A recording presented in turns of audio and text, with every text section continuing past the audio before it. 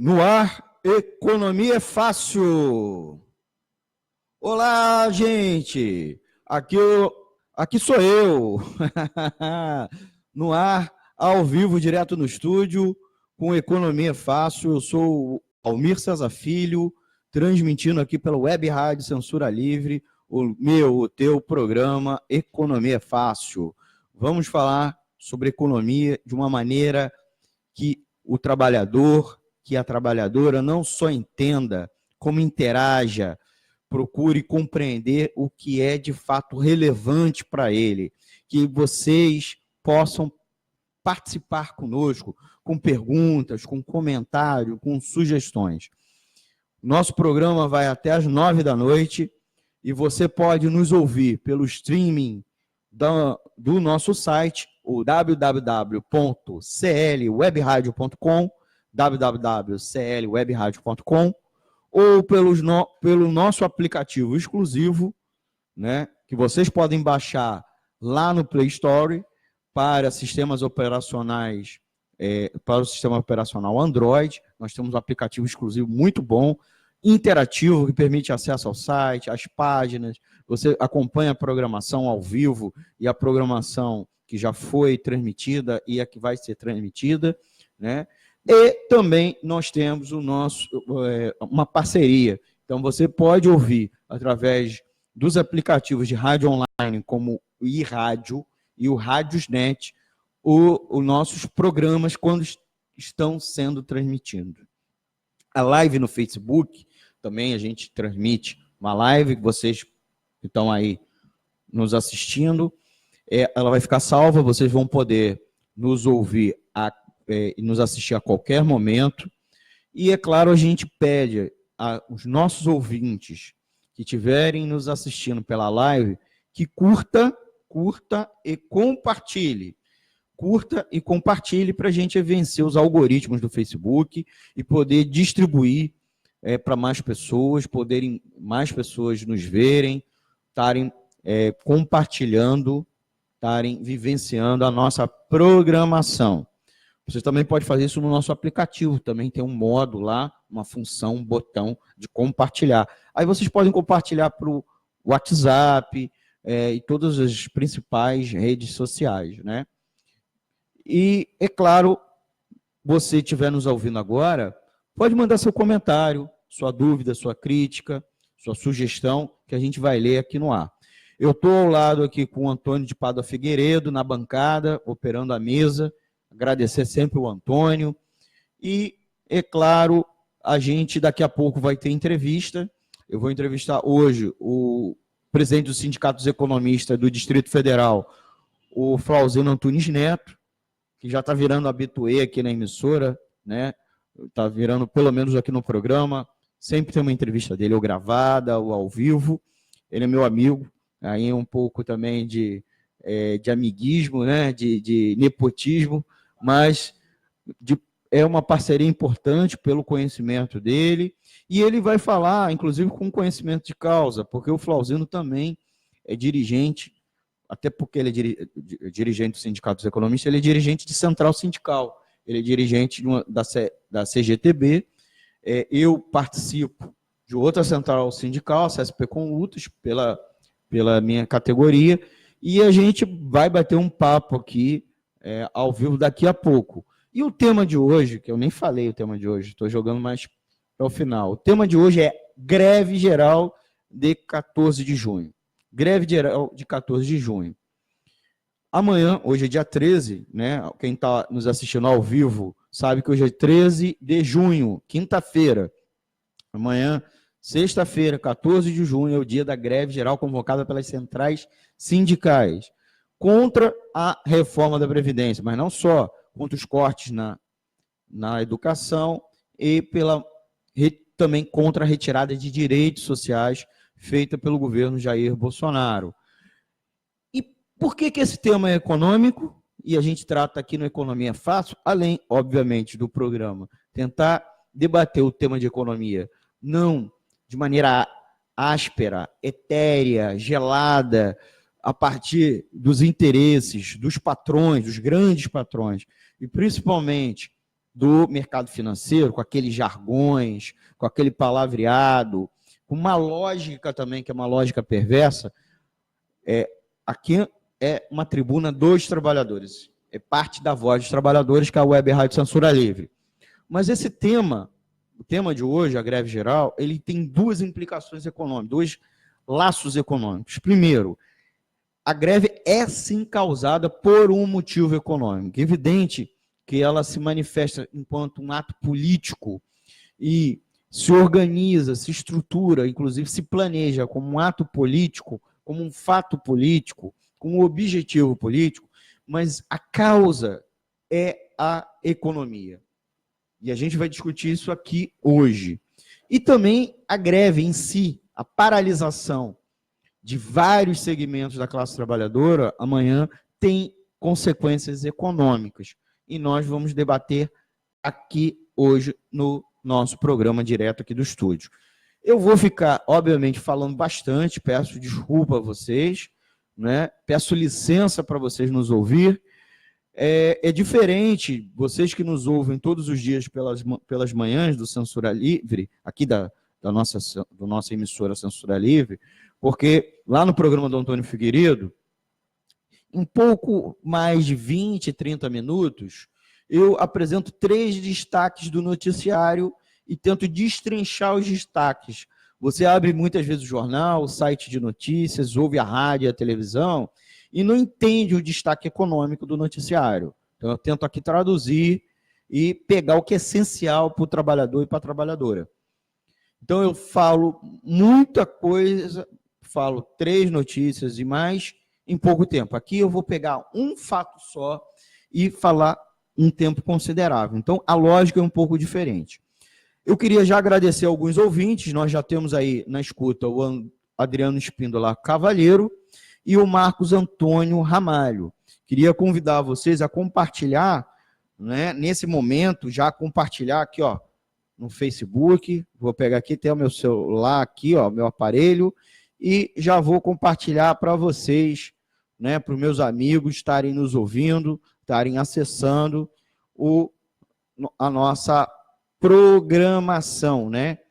Pelo menos a live, né? Também tem aí os aplicativos, nosso aplicativo exclusivo e claro, o nosso parceiro e rádio e o Radiosnet, tá? Gente, tentando aí explicar, trazer para a linguagem do nosso dia a dia o que é, afinal de contas, a greve geral. Eu acho que a primeira coisa, explicar o que é a greve geral, né? A greve geral é um movimento de trabalhador e de trabalhadora contra, né, um movimento que é multitudinal, é um movimento que atravessa a categoria, não é de uma categoria, não é de um local de trabalho, não é de uma cidade. É uma greve nacional que abarca mais de uma categoria. No caso, na tradição brasileira, é quando ela é chamada por uma ou mais centrais. Inclusive, a greve geral de amanhã é convocada por todas as centrais sindicais. Todas as centrais sindicais estão convocando a greve geral de amanhã. Por que elas estão convocando a greve geral? Óbvio, tem um motivo forte, um motivo político. É uma grande retirada de direitos feita pelo governo. Então, não é sobre um grande patrão. Eu não estou enfrentando um único grande patrão ou um grupo de patrões. Eu estou enfrentando diretamente o governo que está aplicando uma proposta, uma pauta da patronal, da grande patronal. Porque não é a pequena patronal. A pequena patronal, quanto muito, está reproduzindo, tá? Papagaiando, né, o discurso da grande patronal, especialmente do mercado financeiro.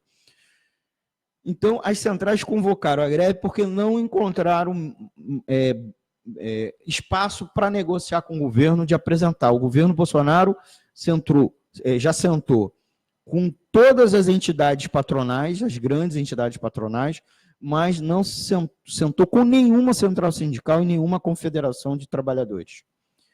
Quem fez um papel assim muito pequeno com algumas centrais foi o vice-presidente Mourão, que não apita nada, que é vice-presidente, e que os grupos dentro do governo brigam muito com o governo, brigam com ele, né? Então não tem muito espaço dentro do governo. E por que as centrais são contra a proposta, a pauta, que é a reforma da Previdência? Nós já tratamos aqui algumas vezes, tivemos inclusive 2 programas com esse tema, um sobre a reforma da Previdência de maneira geral, um outro sobre a questão da capitalização, e algumas outras programas a gente também o tratou. E no próprio boletim que a gente faz aqui, o boletim do Economia Fácil, durante a primeira edição do Boletim Censura Livre, nós sempre apresentamos matérias falando sobre isso. A reforma da Previdência, que hoje, quinta-feira, 13 de junho, o relator da comissão especial apresentou sua proposta, né, um substitutivo à proposta apresentada pelo governo, né, elaborada pela equipe do ministro da Economia, Paulo Guedes, né, o relator apresentou um substitutivo, mesmo substitutivo, é uma reforma da Previdência que ataca muito os trabalhadores, especialmente os trabalhadores mais pobres. Com um agravante, ele diz que vai combater privilégios e não combate. O único setor que ele supostamente diz que é privilegiado e não o é, mas ataca, são os servidores públicos e uma parcela da classe média, inclusive forçando para fora do sistema, porque ele vai criar, ele faz com que a Previdência seja desfavorável para eles, a Previdência Pública. Então vai expulsar eles da Previdência Pública. Com relação à Previdência Pública dos mais pobres, é tão ruim, porque aumenta o tempo de contribuição, aumenta a alíquota de contribuição e aumenta o tempo de trabalho, obrigatório para a pessoa se aposentar. Então, os trabalhadores mais pobres, que são aqueles que começam a trabalhar mais cedo, eles vão ser obrigados a tentar, inclusive, comprovar tempo de trabalho, né? Contribuir. Hoje é por tempo de contribuição, então você tem que comprovar essa contribuição, inclusive. Não é que você começou a trabalhar cedo. Você tem que contribuir cedo para o sistema. Então você tem que ser um trabalhador formalizado. E com o desemprego brasileiro, que afeta, inclusive, principalmente os trabalhadores mais pobres, os trabalhadores braçais, né, antigamente chamados trabalhadores braçais, em muitos casos, a reforma da Previdência prejudica muito o trabalhador mais pobre.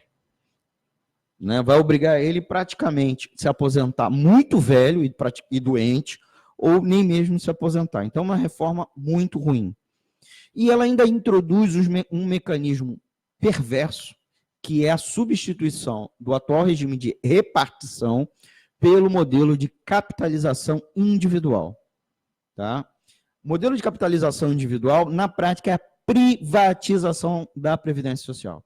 Você, meu amigo ouvinte, você, minha amiga ouvinte, que odeia os serviços privatizados, né, transporte, água e esgoto, energia, comunicações, vocês sabem que o que era ruim piorou, ou o que era ruim, se não piorou, pelo menos não, né? Ficou muito mais caro. Tá? Então, pode estar acontecendo isso com a privatização via modelo de capitalização.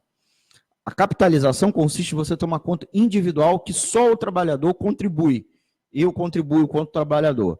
Meu patrão e as contribuições sociais, que são tributos especiais do governo federal, não alimentam mais o sistema. Eu tenho uma conta individual e, ao longo do tempo, o banco vai administrando essa conta, fazendo aplicações financeiras e tirando também dele o lucro dele.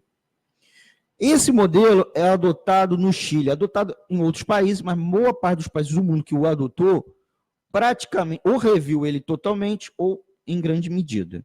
Hoje, o único país do mundo que o adota é o Chile. E lá no Chile, 80% dos aposentados recebem menos que recebiam na ativa e 50% dos aposentados recebem menos de um salário mínimo, sendo 40 e poucos por cento recebem menos, inclusive, que R$500.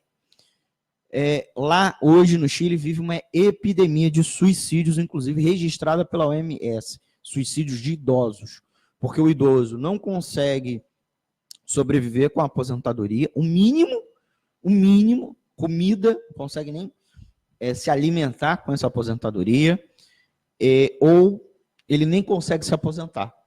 Então, ele está idoso, não tem mais energia, não tem mais saúde para trabalhar, e não consegue receber o benefício. Isso é o regime de capitalização, na qual 5 grandes bancos operam no Chile. E adivinhem vocês, um desses bancos, o dono é o Paulo Guedes, o ministro da Economia do Jair Bolsonaro, e quem quer propor essa medida.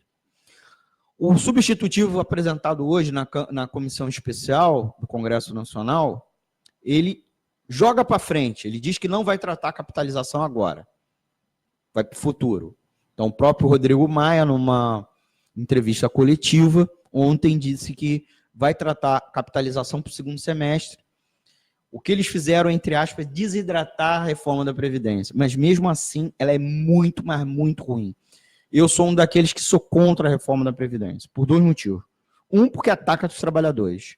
E 2, não existe déficit da Previdência. A gente já tratou isso aqui várias vezes. E um terceiro motivo,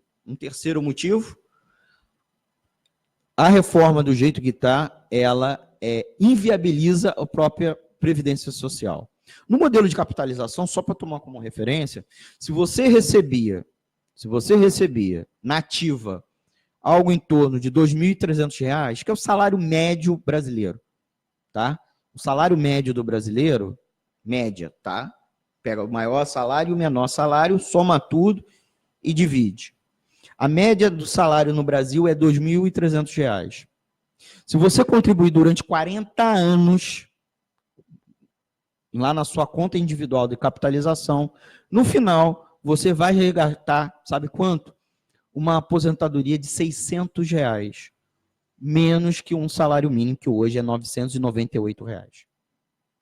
Tá? Praticamente você vai ter uma perda de... Você vai ganhar menos que 30% que o salário mínimo. Dá para sobreviver com o salário mínimo? É muito ruim. Mas com algo em torno de R$ 600 não dá mesmo.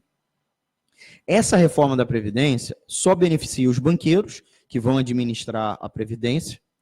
Também beneficia os banqueiros, porque o governo pretende economizar R$ 1 trilhão, e ele vai destinar esse R$ 1 trilhão de aposentadoria a menos que ele vai pagar, o governo vai pagar a menos, ele vai destinar, sabe o quê? Não é para saúde e educação não, gente. É para, adivinha, pagamento da dívida pública, que os banqueiros são os titulares dessas contas, desses títulos, né?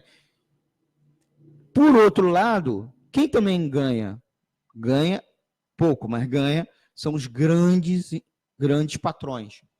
Porque os grandes patrões hoje recolhem 20% da folha para a Previdência Social. Com a adoção da reforma da Previdência, principalmente com a adoção do modelo de capitalização, vai acabar isso. Ele não vai contribuir mais. O pequeno empresário não contribui, porque ele está no simples, ele está no super simples, ele está em modalidades que não contribuem, eles são isentos, eles têm desoneração também. Então, ele não contribui, ou contribui muito pouco. E por que isso também é ruim para o pequeno empresário? E evidentemente, para o trabalhador? Porque o trabalhador vai ter que gastar mais dinheiro com a Previdência Social. Mais dinheiro para a Previdência, e, por outro lado, quando ele for se aposentado, ele vai receber menos. Isso significa menos dinheiros, menos recursos para que os trabalhadores consumam. Menos consumo é menos faturamento das empresas, especialmente as pequenas empresas. Menos faturamento, óbvio, gente, é menos lucro. Então, é prejuízo para o seu Manel da Paraíba, para a dona Luísa do Salão de Beleza, para o seu Osmar Açougue, e assim sucessivamente. O pequeno empresário, né? O empreendedor brasileiro hoje enche a boca para falar de empreendedorismo. O pequeno empreendedor, por conta própria, vai sair perdendo. Vai sair perdendo muito. E, principalmente, o trabalhador assalariado vai sair perdendo muito, mas muito mesmo. Então, a reforma da Previdência é danosa para a economia.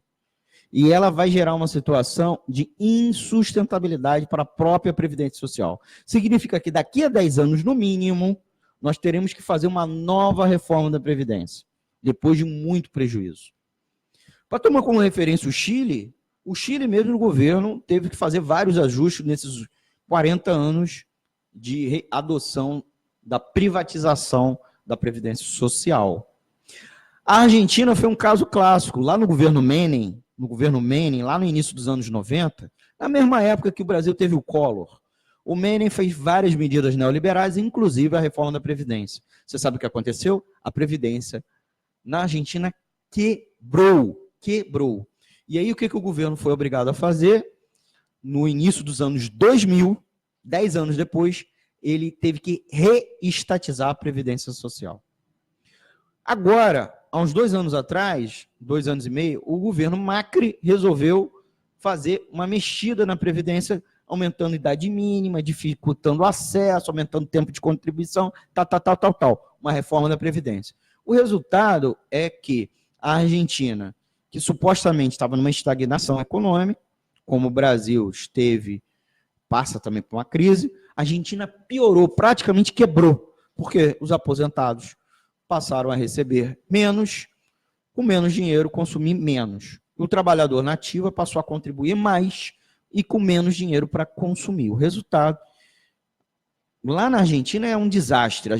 A imprensa brasileira fala tanto da Venezuela, mas não fala da Argentina. A Argentina está falida, o país está falido. Uma recessão terrível. Praticamente já tem especialistas dizendo que a Argentina passa por uma depressão. E lá também fez reforma trabalhista, fez teto do gasto público. O Brasil fez quase tudo com Temer. Faltou a reforma da Previdência. Bolsonaro quer fazer agora. É preciso os trabalhadores resistir a essa ofensiva neoliberal para evitar o Brasil quebrar e seguir o caminho do nosso irmão, a Argentina. É por isso que as centrais sindicais estão chamando a greve para amanhã, dia 14 de junho. Antes da gente continuar, gente, queria mandar um beijo e um abraço para os nossos ouvintes que estão agora na escuta ao vivo. É a Denise Guichardi, o Rubens Donizete, a gente agradece aí pela audiência, e o Rodrigo Barrenetia, que também está na escuta. Vou pedir com chimarrão, né? O Rodrigo Barrenetia e o DJ chileno, meu amigo. Cadê teu programa, hein? Temos que estrear aqui na Web Rádio Censura Livre. Estou olhando aqui para o Antônio. Você está devendo, hein? Você acha que eu não ia te pegar no teu pé aqui? Voltar o Rodrigo Barrenetia, que é da equipe, excelente cabra, falou aqui o Antônio Figueiredo. O Antônio está aqui na mesa de operações. Gente, então, continuando, eu queria pedir para vocês compartilharem. Quem está na escuta agora, por favor, compartilhe.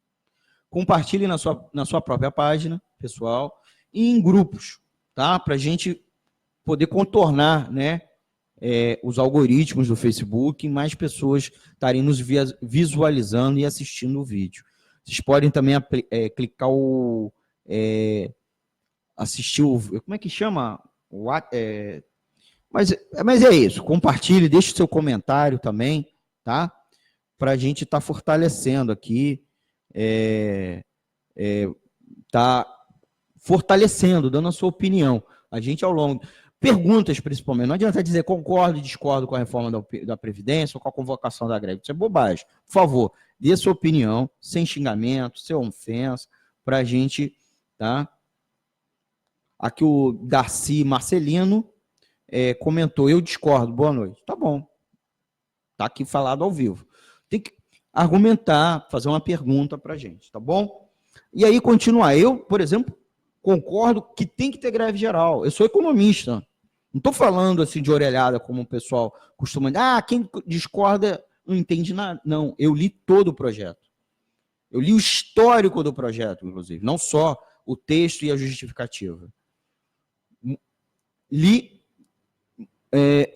em outros locais do Brasil, nós temos... outros locais do mundo adotaram reformas da Previdência iguais, né, ou um pouco diferentes, mas adotaram. E no caso do Brasil, eu digo a vocês, a reforma da Previdência vai ser muito ruim para a nossa economia. Ela não vai tirar do fundo do poço, vai mergulhar a gente definitivo. Hoje a gente está com a cabecinha para fora, tá? A gente passa por uma estagnação e vai afundar, como aconteceu com a Argentina. Não é à toa que países como a Itália agora com um governo que é até parceiro do Bolsonaro, se dizem que tem afinidades ideológicas, a Itália reverteu a reforma dela da Previdência, diminuiu a idade mínima. Tá? A França diminuiu a idade mínima, aí num outro governo, de outra matiz ideológica. E a Alemanha, nesse momento, um governo de centro-direita, está revendo, está discutindo rever a idade mínima, gente. Os Estados Unidos, por exemplo, não tem idade mínima, ela tem tempo de contribuição. Se fala tanto dos Estados Unidos, mas nas coisas boas o Brasil não quer seguir. E é uma previdência pública. Lá existe fundos de pensão das empresas, das categorias, e lá teve problema, porque na crise agora de 2008, vários fundos de pensão quebraram, e as pessoas tiveram como único recurso a previdência pública, para se amparar na velhice, na invalidez, na doença, na licença maternidade. Então, isso que está em jogo. Por sua vez, qual é o interesse de fazer uma greve geral? Porque ela causa impacto. Ela é diferente de fazer um protesto no domingo, no sábado e domingo. Isso não tem impacto sobre os patrões, sobre os grandes patrões, sobre o processo produtivo. Fazer uma manifestação sábado e domingo não atrapalha trânsito, não chama a atenção da população que não está no protesto. Quando o pessoal que fez a protesto apoiando o governo Bolsonaro, fez na praia, um lugar bonito, passeando, que a classe média toda foi, o trabalhador da periferia não foi, não pôde ir, porque não tinha transporte para se deslocar, tá? Não tinha transporte. Quando você faz um protesto durante a semana, aquele trabalhador, ele sai do local de trabalho e vai para o protesto. É diferente. Aquele trabalhador nem vai trabalhar. Isso causa o quê? Impacto sobre o patrão. O patrão fica pressionado. Ele sabe que esse tipo de proposta incomoda o funcionário dele e, como consequência, o funcionário, entre aspas, o penaliza não trabalhando. É claro que num país que passa por grande desemprego, ora, o patrão pode até alegar, como muita gente está falando, eu vou demitir meu funcionário e vou contratar um desempregado. Ele pode fazer isso em alguma medida. Embora é ilegal, porque a gente sabe que é um direito constitucional o direito de greve. Não é só um direito trabalhista, é um direito constitucional. Se ele fizer isso, o patrão pode, inclusive, ser penalizado, sendo obrigado a recontratar e mais, tomando multa. Multa. E tem um outro aspecto fundamental, gente. O protesto tem que chamar atenção. Durante a semana, as pessoas conseguem se deslocar, sair do seu bairro, da periferia. A imprensa consegue ver. É muito cômodo fazer protesto na Zona Sul, no bairro nobre, que só tem a classe média alta e os ricos fazendo. Tem que ter protesto que envolva o trabalhador. Envolver o trabalhador e cause impacto no patrão. É por isso evidente que nós reivindicamos o protesto durante o dia da semana, um dia útil, que o trabalhador já está no centro da cidade, o trabalhador vai causar um prejuízo para o patrão, tá? O trabalhador pode alegar, inclusive, que não foi porque o trânsito estava parado, não tinha transporte público, etc.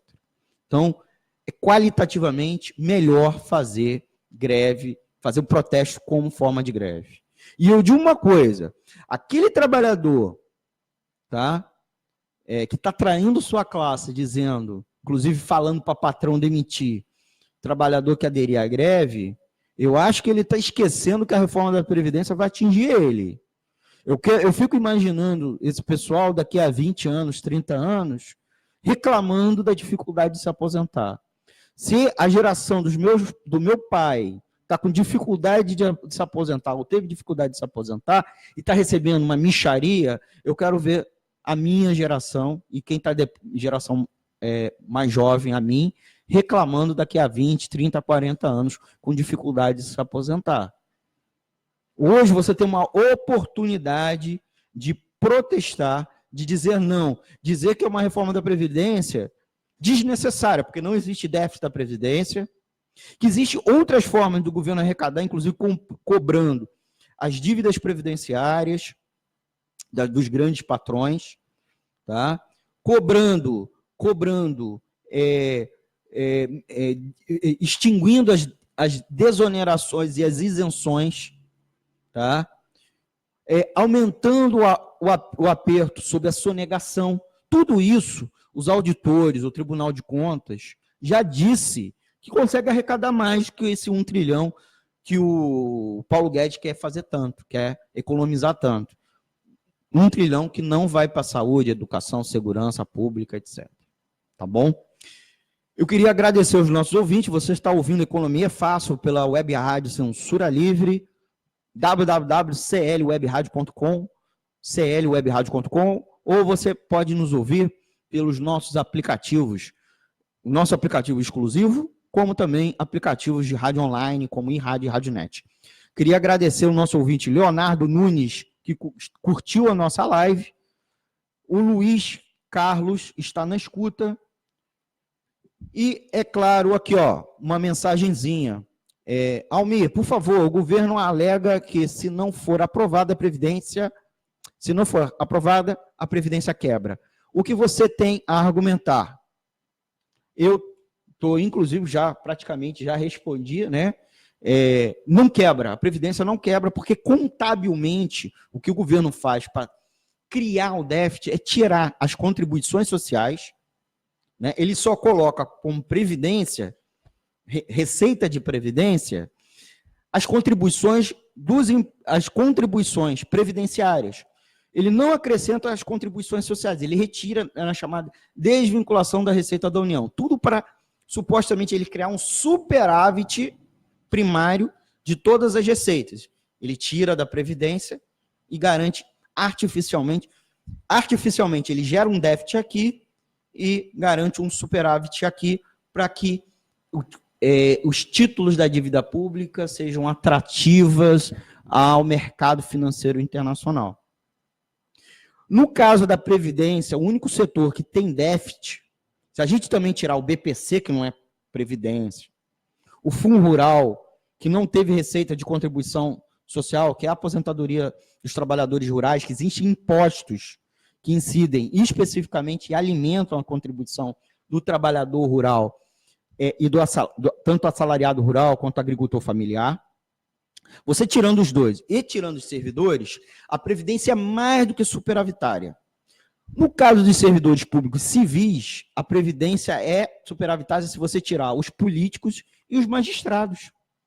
E olha que o governo não inclui a contribuição dele como patrão, que deveria incluir na conta.